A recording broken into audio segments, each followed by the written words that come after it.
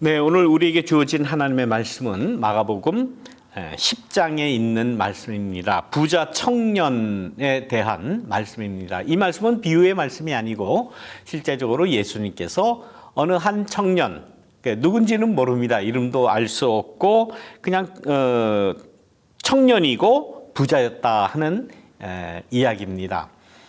예수님 주위에 많은 사람들이 있었지요. 예수님을 만나려고 온 사람들, 예수님과 이렇게 관계를 맺었던 사람이 많이 있는데 대부분 그 사람들은 대부분 병이 들거나 또 가난하거나 먹을 것이 없다든가 갈릴리의 소위 말하는 갈릴리의 민중들이 대부분이었습니다. 그런데 오늘 본문에는 그와 같은 그 갈릴리 어려운 그 민중들이 아니라 첫째는 젊었다는 거예요. 젊음이 얼마나 좋습니까? 우리 대부분의 우리 교우들 연세 드신 분들은 아마 다 누구나 공감하실 겁니다. 젊음이 최고다. 젊다. 얼마나 매력적이고 얼마나 부럽고 좋습니까? 젊은 사람이었다. 근데 거기다가 돈도 많아요. 부자였다는 겁니다. 그뿐만이 아니에요. 이 사람은 그 당시 유대 사회에서 철저하게 존경받을 수 있는, 철저하게 인정받을 수 있는 그런 사람이었어요. 유대교 종교적으로도 모든 유대교의 율법을 다 지켰답니다. 뭐 도둑질하지 말라, 뭐 거짓말하지 말라, 간음하지 말라, 살인하지 말라 이런 것은 뭐 둘째치고 남을 속이는 일도 없고. 부모도 공경하고 모든 율법을 그야말로 완벽에 가깝게 다 지킨 사람입니다. 그렇기 때문에 이 사람은 뭐 어디 나가도 거칠 게 없고 어디에 가서 내놔도 부끄러울 것이 없는 사람이었어요. 그런 완벽한 그러한 그 인간의 모습이었는데 거기다가 하나님을 믿는 그 신앙, 영성에 있어서도 굉장히 높은 수준의 의문들을 가지고 있던 사람이에요. 그 이유가 바로 자기의 구원에 대해서 많은 시간 고민을 하고 내가 어떻게 해야 구원을 얻을 수 있느냐라는 이 문제를 고민하던 사람입니다. 우리가 신앙을 가졌다. 하나님을 믿는다. 그러면 단순하게 나 뭐 어떻게 해 주십시오. 이런 얘기들을 많이 할 텐데 물론 가진 거 다 가지고 또 배울 만큼 다 배웠으니까 부족함이 없어서 그런 고민을 했는지는 혹 모르겠습니다만은 주시오 기복적인 그런 신앙이 아니라 궁극적인 그야말로 종교의 궁극적인 그러한 그 의문 질문을 가지고 있던 사람이에요. 그러니까 종교적으로 봐도 얼마나 그야말로 수준이 높습니까? 아마 웬만한 스승들 같으면, 웬만한 그 사제들 같으면 아마 이렇게 높일 겁니다. 저 사람 신앙이 대단해. 저 사람 갖출 거 다 갖췄어. 배울 거 다 배우고 정말 훌륭한 그러한 신앙이냐라고 칭찬을 할 거예요. 그런 가운데 궁극적인 그러한 구원의 문제에 부딪혀서 이 사람도 역시 고민을 할 수밖에 없었다는 사실. 그런 그 고민을 하는 것 자체가 우리 인간들이 볼 때는 굉장히 수준 높은 종교의 그 영성 생활을 하는 사람 아닙니까? 우리 교우들 가운데 내가 어떻게 해야 구원을 얻겠습니까? 난 이만큼 다 갖출 거 다 갖췄는데 율법을 이만큼 지켰는데 성수주일도 하고 11조뿐만 아니라 헌금도 다 내고 다 봉사하고 할 거 다 했는데 그런 사람이 요즘 내가 어떻게 구원을 얻을 수 있을까? 이렇게 고민하는 사람이 있습니까? 이 젊은 부자 청년은 끊임없이 궁극적인 그러한 그 신앙의 문제에 있어서 고민할 정도로 신앙적으로 보면 수준이 높은 사람이에요. 어떻게 보면 칭찬받아 마땅한 사람입니다. 어느 종교 기관이나 교회나 이런데 이런 사람이 있다면 극진하게 대접을 하고 추앙을 할 겁니다. 그런데 내가 어떻게 해야 구원을 얻을 수 있겠습니까? 라는 질문에 예수님께서는 그 청년에게 이야기하십니다. 뭐 네가 이렇게 잘났고 저렇게 다 알고 뭐 율법을 지키 이런 얘기 하시질 않아요. 너에게 한 가지 부족한 게 있다. 한 가지 부족한 게 있다. 이 말씀에서 우리는 진짜 그 예수님의 말씀 앞에 거꾸러질 수밖에 없다. 저는 그렇게 생각을 합니다. 아무리 잘난 사람, 아무리 영성이 높은 사람, 아무리 많이 가지고 많이 배우고 뭐 최고의 인간의 판단 기준의 최고의 단계에 오른 사람도 역시 예수님의 이 말씀, 내게 한 가지 부족한 게 있다라는 이 말씀 앞에는 우리가 거꾸러질 수밖에 없지 않는가. 다 채워진 것 같아도 한 가지 부족한 게 있다. 그 부족한 것이 무엇일까? 우리는 스스로 물어봐야 돼요. 우리는 스스로 내가 부족한 게 무엇이 있나?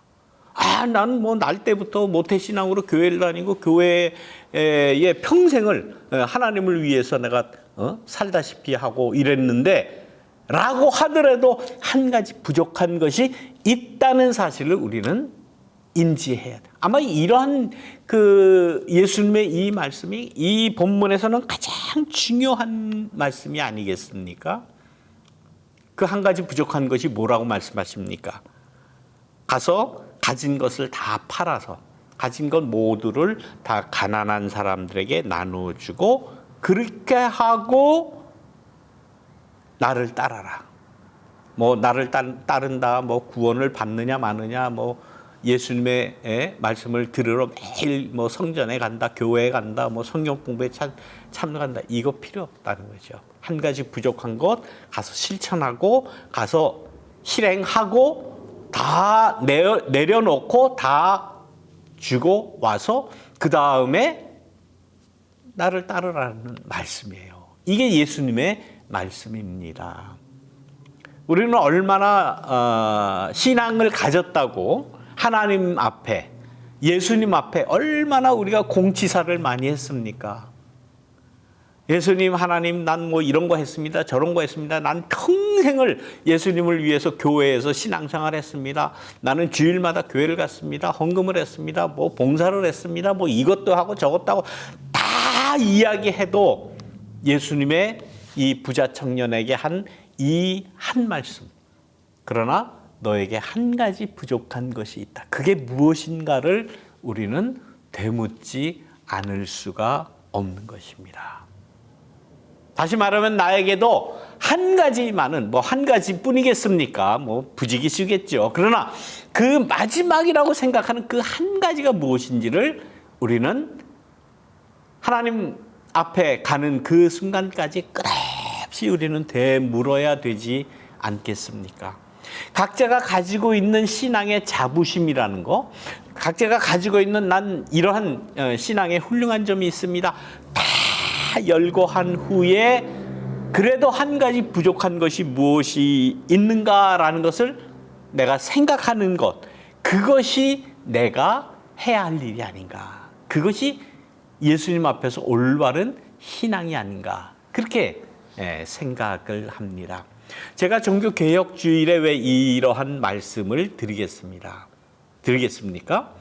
개혁이라고 하는 것, 종교개혁이라고 하는 것, 바로 이런 모습이 아닌가. 저는 그렇게 해석을 하고 그래서 이 말씀을 준비를 했습니다.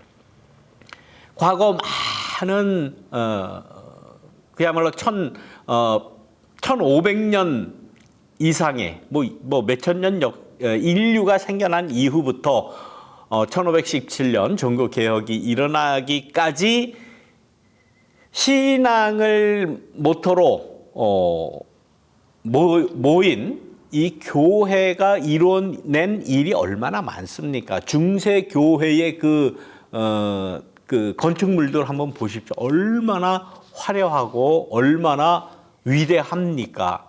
그때의 그 건축물이 얼마나 위대했으면 지금 21세기 지금에까지 평생 거기 그 유럽의 그 멋있는 그 종교 건축물들을 가서 구경이라도 하는 것이 그야말로 뭐 평생 소원으로 가지고 있는 사람들 많지 않습니까? 물론 저도 그렇습니다. 근데 한번 가서 보고 싶어요. 그러나 그것이 개혁의 대상이었고 개혁의 그야말로 원흉이었고 이 기독교를 망치는 가장 근본적인 원인이 됐다는 것, 또 그것을 자각했다고 하는 것이 이 종교 개혁의 가장 중요한 것이 아니겠습니까? 그것도 기독교 자체는 그 화려한 모든 것도 내려놓을 수 있는 그러한 신앙을 가져야 된다는 거예요. 이건 자랑거리가 아니다. 이거는 비판의 대상이었고 개혁의 대상이었고 이거는 철저하게 파괴되어야 하는 그러한 대상이었다라는 그러한 신앙의 자각을 교회는 해야 되는 거예요. 그래서 개혁교회는 그것을 해낸 것 아닙니까? 예수님께서 이미 2000년 전에 그런 말씀을 하셨잖아요. 제자들이 와서 예루살렘 성전 한번 보십시오. 얼마나 아름답습니까? 얼마나 멋집니까? 최고의 건축 기술로 최고의 화려하게 지은 건물을 한번 예루살렘 성전을 한번 보십시오라고 그러니까 예수님 하신 말씀이 너희는 저렇게 화려한 건물을 보느냐? 돌 위에 돌 하나도 남지 않고 다 무너질 것이다 라고 말씀하신 거 아니에요. 이미 예수님께서는 예수님의 의도 가운데는 개혁의 그 의도가 있으셨다라는 거예요. 종교개혁 지난 지 504년이 지났습니다. 그러면 504년 지나서 개신교회를 세우고 장로교니 감리교니 이런 개신교회들이 생겨나고 그 개혁이 완전히 이루어졌습니까? 안 이루어졌어요. 지금도 역시 개혁되어야 된다라는 말씀을 지난주 이야기 시리즈에서 말씀드리는 거 아닙니까? 교회는 항상 개혁되어야 된다. 개혁을 했다 하는 그 순간부터 다시 개혁하고자 하는 그러한 신앙의 의지를 가진 것이 우리 개신교의 신앙의 아주 제일 중요한 모토라고 하는 그러한 말씀입니다. 하물며 내가 가지고 있는 신앙이 정말 완벽하다. 누가 봐도 나는 어디 꺼리낄 것도 없고 난 자랑스럽게 난 신앙 지켰다고 이야기할 수 있다라고 자신할 수 있는 사람이 어디 있습니까?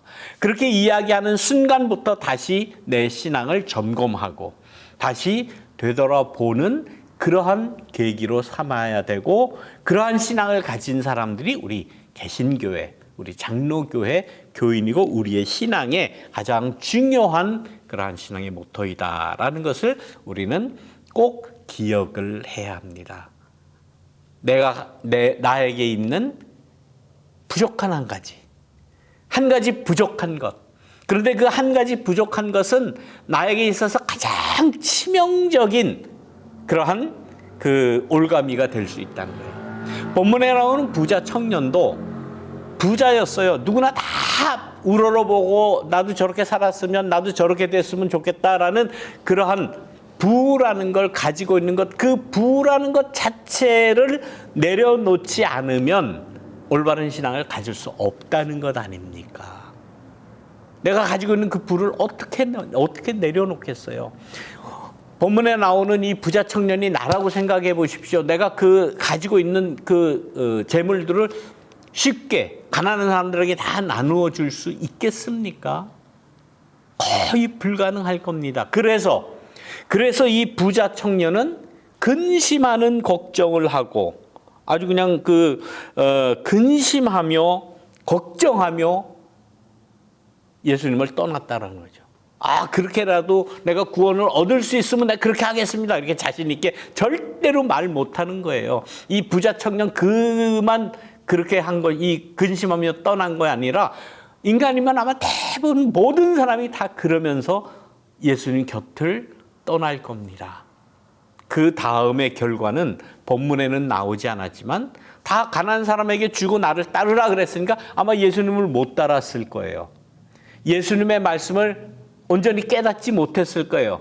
더 확대돼서 말하면 그에게는 구원이 없다라고도 말할 수 있지 않겠습니까? 그래도 그냥 가진 재물 안 바쳐도 그래도 구원은 얻는다. 이렇게 이야기할 수 없을 겁니다. 저는 그렇게 봅니다. 나에게 있어서 마지막 한 가지 부족한 것이 무엇일까요? 각자 기도하면서 찾으시기를 바랍니다. 누가 찾아 안 줍니다.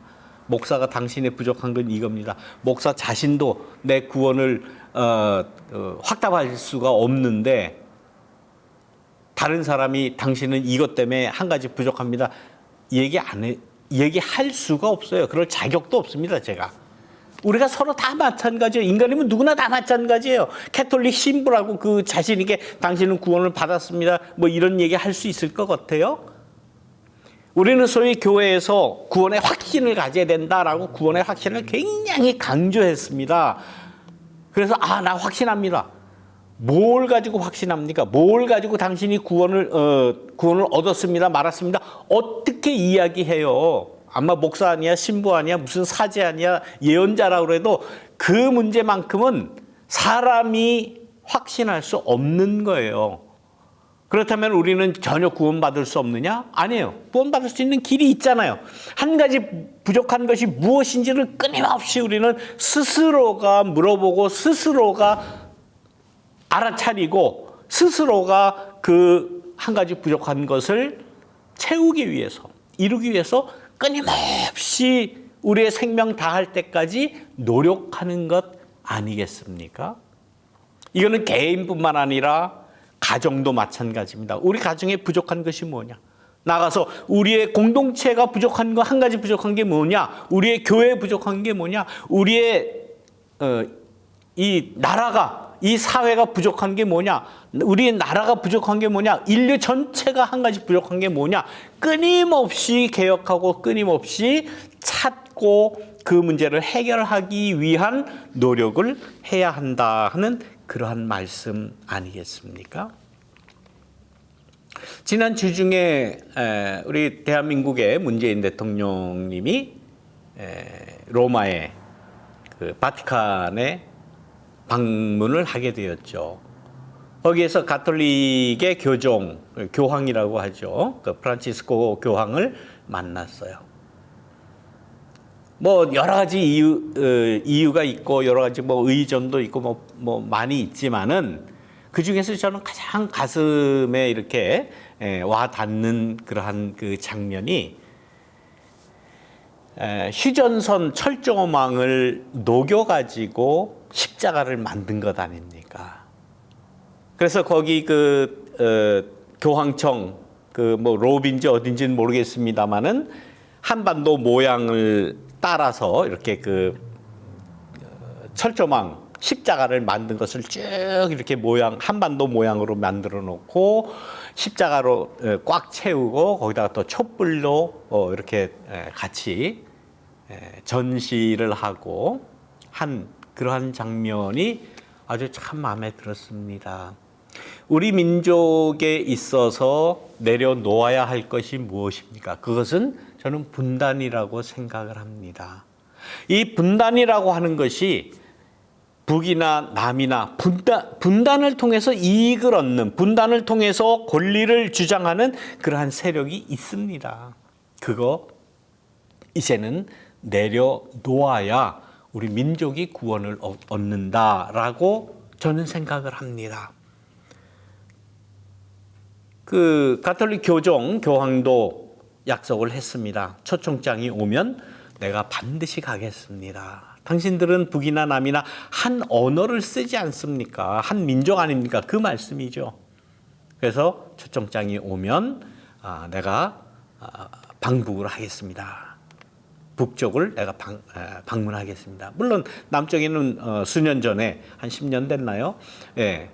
왔다 간 그러한 일이 있습니다. 한번 북에 먼저 방북을 하고 그 휴전선 열어 제치고 다시 걸어서 그야말로 다시 내려와서 남쪽에 있는 많은 개톨릭 신앙인들에게도 우리 민족 전체에 하나의 그 남북이 하나 될 수 있는 그러한 평화의 길을 좀 이렇게 열어줬으면 얼마나 좋겠는가.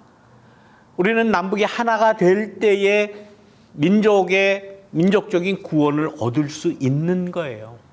실천할 수 있습니다. 간절히 바라기는 북쪽의 정권이, 김정은 정권이 초청장을 기꺼이 로마 교황청으로 보내고 초청을 하고 교황의 방북이 성사가 되고 남북이 하나가 되는 그 일을 이렇게 활짝 열었으면 좋겠어요. 우리 민족적으로는 그것이 우리가 한 가지 부족한 것이 아니겠는가. 여기에 대해서 아마 반대하는 사람 많을 겁니다. 남북이 하나가 되면 내가 가지고 있는 이 기득권, 내가 가지고 있는 이러한 권리, 또 내가 얻을 수 있는 이득, 이거 다 날아갈 수 있겠다라고 생각하는 사람들은 반대할 겁니다. 그것을 반대하는 이상 이 민족은 예수님 앞에, 하나님 앞에 나아갈 수 없는 거예요. 근심하며 걱정하며 예수님을 떠났던 부자 청년과 같은 그러한 모습을 또 반복을 할 겁니다. 이제는 제발 그러지 않았으면 좋겠습니다.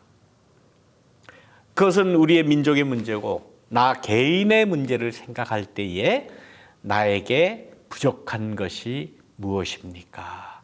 나름대로 깊이 생각하고 자각하고 그것을 해결하기 위한 부단한 노력을 우리 각자 해야 할 줄 압니다. 오늘 이 말씀이 우리의 영성 안에 또 우리의 가정, 우리의 교회, 또 우리의 민족 앞에 놓여 있습니다. 내게, 우리 가정에, 우리 민족에 한 가지 부족한 것이 무엇인지를 깊이 고민하며 발견하며 실천하며 그것을 완전히 내려놓음으로써 내가 가진 그 특권이나 권리나 모든 것을 내려놓음으로써 완전한 하나님의 구원을 맞이하고 이루는 저와 여러분, 우리 가정과 우리 교회, 우리 사회와 우리 민족 전체가 되기를 주님의 이름으로 축원합니다. 말씀을 기억하시면서 잠시 묵상으로 기도드리겠습니다.